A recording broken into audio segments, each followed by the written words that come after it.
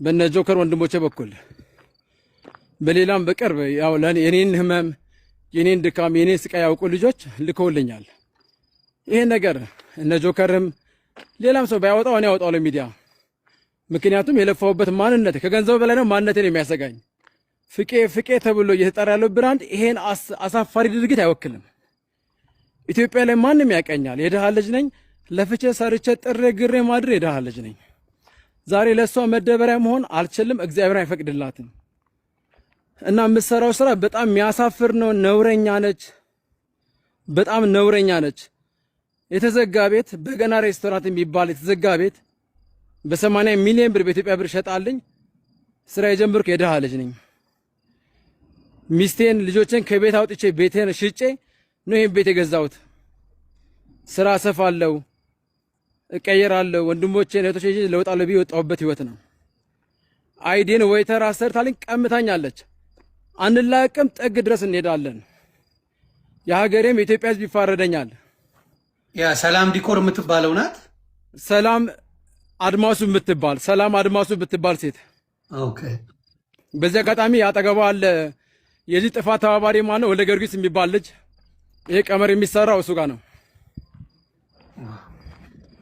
የዚህ ሴራ ተባባሪ ነው ወልደ ጊዮርጊስ የሚባል ልጅ። ዳግም ያስጠይቅ ያለው ብዙ ቆይ አንተ ከነ ጆከር ጋር መተህ እንደዚህ ብለህ አውርተህ እነሱ ጉዳዩን የዘጉት ለምንድን ነው ታዲያ? እኔም ያልገባኝ እሱን ነገር ነው።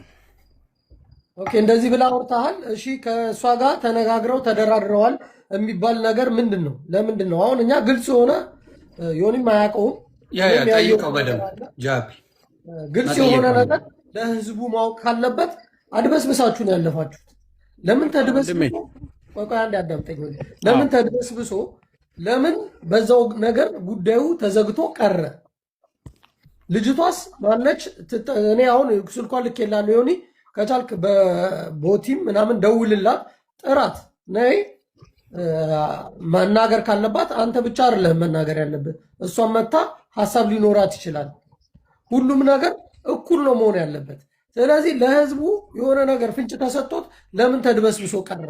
ይሄ ነገር መውጣት አለበት። ይሆነ ኦኬ ጆ እዚህ ጋር ልጨምርልህ። ይቅርታ ከነ ጆከር ጋር የነበረው ፕሮግራማችን ምን ሆነ? የ72 ሰዓት ማስጠንቀቂያ ሰጠናት።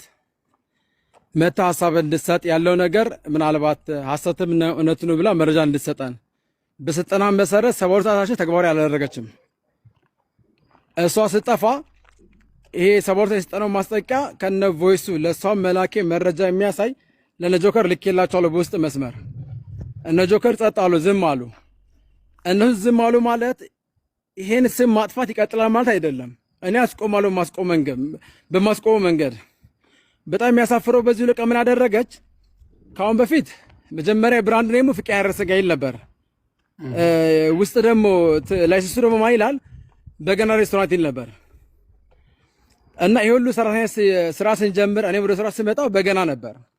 ኦልሞስት አመት 16 ወር አካባቢ በበገና ነበረ። አሁን ላይ ይሄ 4 ቀን የዱባይ ስልክ ቁጥር ነው አሁን የሰጠኝ ጃፒ።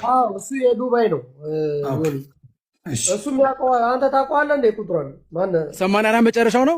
አዎ ሰላማዊት አድማውስ ትባላለች። ኦኬ የሷ ስልክ ነው። እና ደውልላችሁ። እሺ ደውላለሁ። ጫሩስ ዮኒ አንድ ወገን ብቻ ቦቲም የሚባል ነው የሚሰራው መሰል እዛ ዱባይ። ገባኝ። ልጨርስ፣ ይቅርታ። ከአንተ ወገን ብቻ ሳይሆን ያንተን ሀሳብን ጨርስ። ግን ያንተ ሀሳብ ከዚህ በፊት ማቅርበህ ተድበስብሶ ለምን ቀረ ነው። እኔ እኮ ጥያቄ ሳይኖረን ቀርቶ አይደለም ዝም ያልነው። ጆኒ ይቅርታ፣ አንዴ ስማኝ አባቴ፣ አንዴ ይቅርታ። እሺ እኔ ቤቱን ስከፍተው ቤቱን ስጀምሮ የሚገባኝ የኢንቨስተር ቪዛ ነበር። በገዛ ቤቴ፣ በገዛ ገንዘቤ፣ በገዛ ብራንዴ፣ በገዛ ሙያዬ 18 ዓመት በለፋውበት ደም በሰጠውበት ማንነቴ ዌይተር የሚል አይዲያ ወጣችልኝ። አሻራ ስጥ ብላኝ እዚህ ጋር ሌብነት የጀመረችው። ከዛ በኋላ እህቴ ይሄ አግባብ አይደለም፣ አይጠቅምሽም፣ ተመለሽ ስላት ሰራተኛ መሆን ረሳህ ብላኛለች። በዚህ አጋጣሚ አንድ ሳላወራ ማላልፈው ነገር ዳኜ ዋለ ወንድሜ በዛ ቤት ነው የማውቀው እኔ በፎቶም በአካል የሚያየት ዳኜን እዛ ስራ ቦታ ነው። ስራ ቦታ መጥቶ እንደ እንግዳ እና ነዳኛው አለ እነሱ ጠዋኛ ቤት ይመጣሉ። ከዛ የሆነ ቀን ነው ሁሌ እኛ እንመጣለን ቤታችን መርቅልን ብሎኝ ሄጄ እነሱ ቤት ፍቄ ያረሰጋ ተብሎ 1000 ጊዜ ማንነቴን የተገለጸበት ማንነት ወደ ጎን አስቀምጠው በቀደም 1 ዓመት ሲያከብር አንቨርሰሪ ዓመቱ ሊያከብር ፍቄ ቁርጥ ስጋ ፈልጋለሁ አለኝ። አጋጣሚ ስራ ነበረኝ ኢትዮጵያ ለሱ ቤት ተነሽ ዱባይ ሄድኩኝ። ይሄን ስራ ልሰራለት ሲሄድ ሚታንገር ይሄ ስጋ መስቀያውን ሚንጦ አሰራውለት ከብት አዘጋጀሁኝ ልሰራ ስል ሴትዮ መጣችና ስጋ ፍቃድ የላችሁ ማለች። ለምን ስላት ከሱ ጋር ተመሳጠሩና 23,000 ምናምን ድርሃም ከልክለውኛል። ዳኜ በዚህ ስራ የመጣ ማለት ነው። አክሱሬን ከልክለውኛል። ዳኜ ራሱ የዚህ ጌም ተባባሪ ናቸው። እና አጣርስ አደረገለ ጌሙን የጀመረችው አይዲን ዌይተር ብላ በማውጣት በራሴ ብራንድ በራሴ ሙያ በራሴ ማንነት 28 ሰራተኛ ይዤ የገባሁበት ሰራተኛ ነው። ከዚህ ከኢትዮጵያ ይዤ የገባሁት አብረን እንቀየራለን ብዬ እዛ ውስጥ ደግሞ 5 እህት ወንድሞች አሉ። አሁንም ቤት ውስጥ አሉ ሰራተኞች። ደሞዝ አይከፈላቸውም። እነኚህ ሲመጡ ከፍቄ ጋር የተናገሩት ደሞዝ የላቸውም። ከወንድማችን ጋር እናድጋለን አብረን ሰርተን እንቀየራለን ብለው የወጡ ልጆች ናቸው።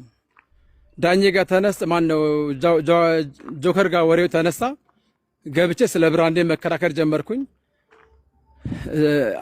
ትልቁ ማንነቴ አሁንም ትኩረት ልታደርጉ የሚገባው ይሆን በዚህ አጋጣሚ ሚዲያ ላይ ማቀ እንደ ወንድም ልታገዘኝ የሚገባ ነገር ቢኖር ይሄ እየተሰራ ያለው ድርጊት ይሄ አሳፋሪ ጸያፍ የሆነ ማንነት እኔን አይወክልም። እኔም ብቻ አይደለም እንደ ሀበሻ የኢትዮጵያ ሕዝብ አይወክልም። እኔ ዱባይ ላይ 6 ወር ቄራ ላይ ሰርቻለሁ። ካትል ማርኬት ላይ አልኩሴስ የሚባለው ቄራ ላይ እዛ ቄራ ሲሰራ ሲታረድ ሙስሊሙን በስሚላህ አይልም፣ ሌላውን በስማማ አይልም። ማሽን የሚያርደው አሁን ጫካ ላይ ሰው ይረዳ አውሬ ይረዳ የማይታወቅ ማንነት ነው ለህዝብ እየቀረበ ያለው። ስለዚህ ይሄ ነገር እኔን አይወክልም። ምናልባት እንድታደጉኝ እኔ በህግ አግባብ ጠበቃም አዛይዤ ሌላም በሌላም አንግል እየርኩበት ያለ መንገድ አለ። ገንዘቤን እቀበላታለሁ።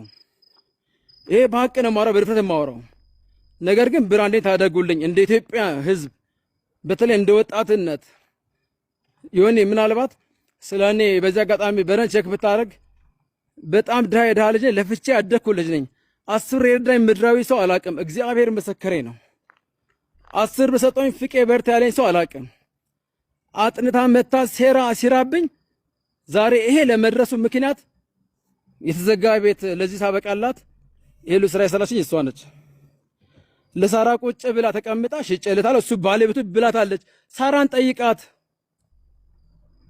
እህቴ እናቴ ሳራ